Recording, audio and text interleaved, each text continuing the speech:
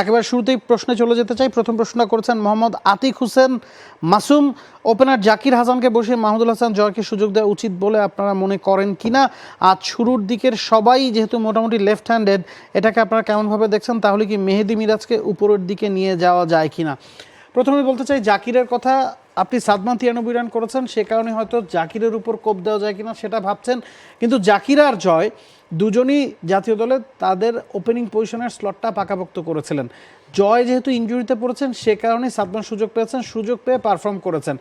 এখন আমার কাছে পার্সোনালি মনে হয়, একটা প্লেয়ারকে যখন আপনি তার জায়গাটা নিশ্চিত করে দেবেন, তাকে পারফর্ম করা থেকে সে যখন সরে যাবে, মানে পারফরমেন্সের কারণে যখন তাকে দল থেকে বাদ দেবেন, সেটা আপনি করতে পারেন। কিন্তু ইনজুরির কারণে তিনি যখন দল থেকে বাদ পড়ে যান, আরেকজন সুযোগ পেয়ে একটা ভালো ইনিংস খেলে ফেললেই তার ওপর কোপটা আসলে পড়া উচিত না, সেটা পুরো দলের উপরই একটা নেগেটিভ ইম্প্যাক্ট ফেলে। আমরা ইন্ডিয়াকে দেখেছি, করুণা ট্রিপল সেঞ্চুরি করেছিলেন, একটা ম্যাচ খেলেছিলেন টেস্ট, এর পরের ম্যাচেই তাকে বাদ দেওয়া হয়েছিল, কারণ ওই জায়গাটাতে আজিঙ্কিয়া রাহানের জায়গাটা ইন্ডিয়া পাকাপোক্ত করে দিয়েছিল। সে কারণেই আমার কাছে মনে হয় যে জাকির বা জয় এই দুজনেরই ওপেন করা উচিত, তবে এমিলের মতটা ভিন্ন। আমার মতে অন্তত সাদমানকে আরেকটা সুযোগ দেওয়া উচিত, যেহেতু তিনি দারুণ একটা ইনিংস খেলেছেন। আর এমন একটা ইনিংস পাকিস্তানের সঙ্গে, পাকিস্তানের মাটিতে খেলা কিন্তু চারটিখানি কথা না। আর ওপেনাররাই কিন্তু আমাদের ম্যাচের টোনটা সেট করে দিয়েছিল। অন্তত জাকির আর সাদমানের ওপেনিং জুটিটাই রাখা উচিত, জয়ের সামনে অবশ্যই সুযোগ আসবে। এবং এখানে আরেকটা বিষয়, আমরা ভারতের উদাহরণ টানলাম যে করুণা ট্রিপল সেঞ্চুরি করার পরও বাদ পড়েছিলেন।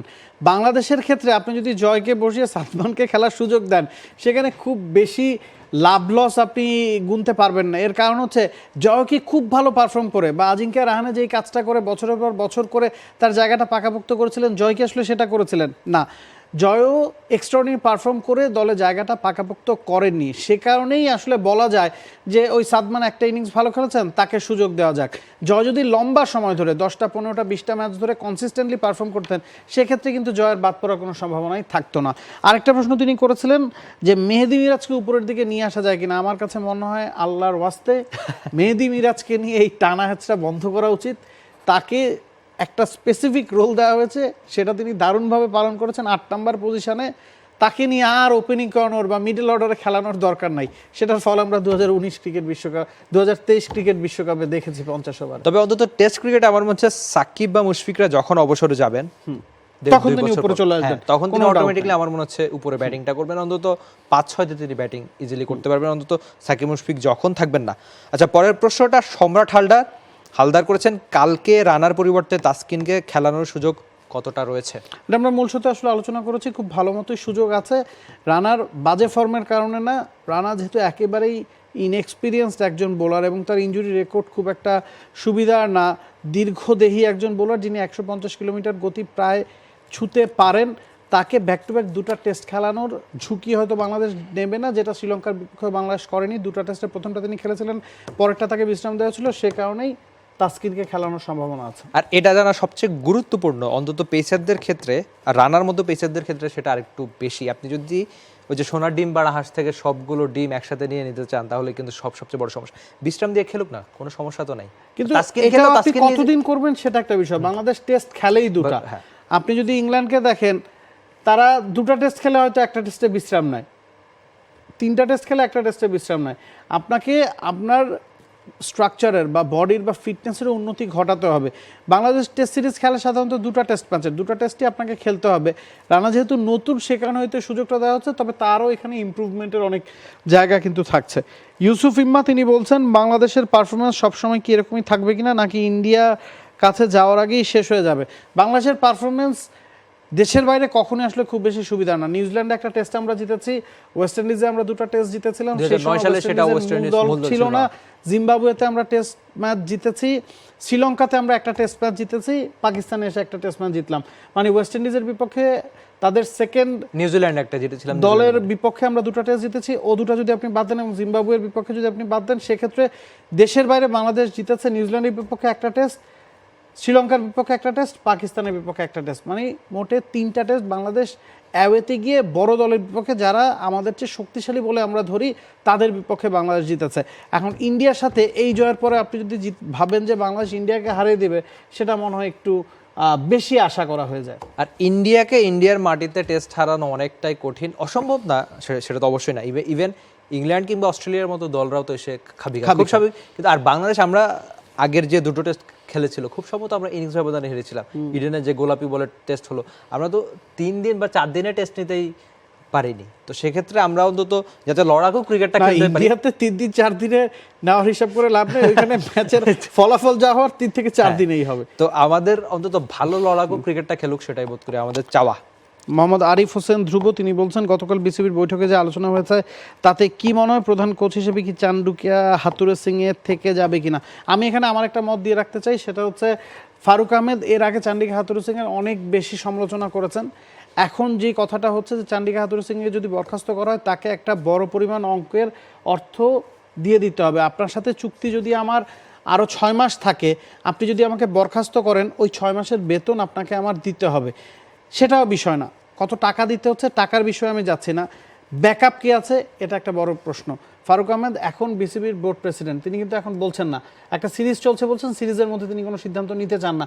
চাইলেই কি আসলে একজনকে বরখাস্ত করা যায়? বাইরে থেকে কথা বলা অনেক ইজি, কিন্তু আপনি যখন একটা দায়িত্বে চলে আসবেন তখন আপনাকে ওর বিকল্পও দিতে হবে। শুধু বাদ দিয়ে দাও বললে হবে না, বিকল্পটা কে আছে সেটাও আপনার ভাবতে হবে। এবং ফ্র্যাঞ্চাইজি ক্রিকেটের যে দৌরাত্ম্য চলছে, মানে বাংলাদেশে যখন বিপিএল চলে তখন পুরো বিশ্বব্যাপী আরও 5টা টি-20 টুর্নামেন্ট চলে, মানে 6টা টি-20 টুর্নামেন্ট একই সময় চলে। 6টা টি-20 টুর্নামেন্টে সব মিলিয়ে 35 থেকে 40টা দল খেলে, প্রতিটা দলে কমসে কম 2 থেকে 3 জন করে কোচ থাকে, মানে একই সাথে 100-র ওপর কোচ ওই সময় ফ্র্যাঞ্চাইজি লিগের সাথে যুক্ত থাকে। আইপিএল বা বিগ ব্যাশ বা সিপিএল আমি বাদই দিলাম। তার মানে হচ্ছে কোচরা ওই 1-1.5 মাসে যত টাকা ইনকাম করতে পারেন, একটা জাতীয় দলের সাথে 1 বছর থেকে হয়তো তার ধারে কাছে টাকা ইনকাম করতে পারেন। তাদের জন্য কিন্তু ওই অফারটা লোভনীয়, ফ্র্যাঞ্চাইজি লিগ। এবং আপনি জাতীয় দলের কোচ এমন কাউকে বানাতে পারবেন না যিনি একসময় ফ্র্যাঞ্চাইজি লিগের দায়িত্বে থাকবেন, একসময় জাতীয় দলের কোচ হবেন। সো কোচের স্বল্পতা কিন্তু আছে। নাবিল স্যার, এখানে আমার যে আলোচনাটা সেটা হচ্ছে, যেহেতু আপনি বলছিলেন যে একটা ম্যাচ চলছে কিংবা একটা সিরিজের মাঝপথে তাও বাংলাদেশ ম্যাচটা জিতেছে, তো আপনি তো একজন কোচকে হুট করে ছাঁটাই করতে পারেন না। তো ঠিক আগের দিন প্রেস কনফারেন্স হয়েছিল, তো সেখানে হাতুরু সিংকে প্রথম প্রশ্নটাই করা হয়েছিল যে তার ভবিষ্যৎ কী। তিনি যা বলা তাই বলেছিলেন যে দেশে এসে, যেহেতু সবখানে নতুন কেউ না কেউ এসেছে, তিনি দেশে এসে নতুনদের সঙ্গে আলোচনা করতে চান, অন্তত সেই সুযোগটা তাকে দেওয়া হোক। যেহেতু ফারুক আহমেদ আগে বারবার বলেছেন যে কোচ হিসেবে চান্দিকা হাতুরু সিংকে তিনি পছন্দ করেন না, তো তিনি পছন্দ না করার একটা রিজনও আছে।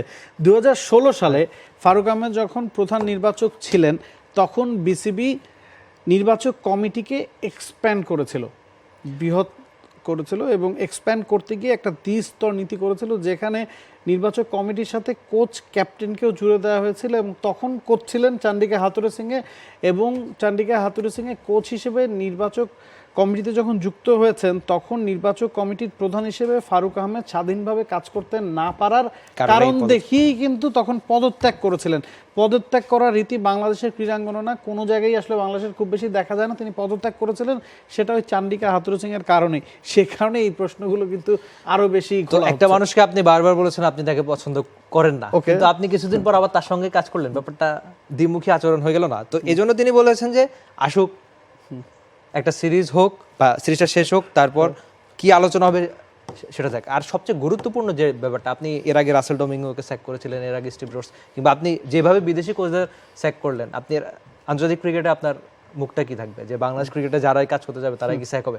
তো এই যে একটা ব্যাপার যে ভবিষ্যতে ভালো কোচ আসবে কিনা এরকম ভেবে, সেটাও একটা ব্যাপার তো বটেই। For more updates, subscribe to our YouTube channel and click on the bell icon. Follow us on Facebook and Instagram. Download T-Sports app to enjoy exciting games and highlights. Visit tsports.com.